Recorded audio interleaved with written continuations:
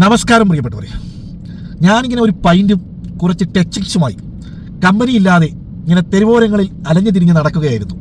ഒരു പൈൻ്റൊന്നും ഒറ്റയ്ക്കടിക്കാനുള്ള ശേഷി നമുക്കില്ലാത്തതുകൊണ്ട് വിശ്വസിക്കാൻ പറ്റാവുന്ന ഒരാളിനെ കൂട്ടിന് കിട്ടണമല്ലോ.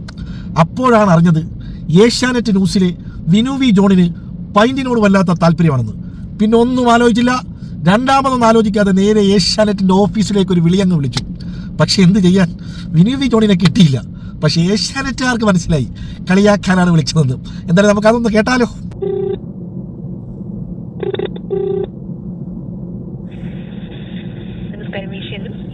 ഹലോ, നമസ്കാരം. ഏഷ്യാനെറ്റ് ന്യൂസ് അല്ലേ? വിനു വി ജോണിനെ ഒന്ന് കിട്ടുമോ?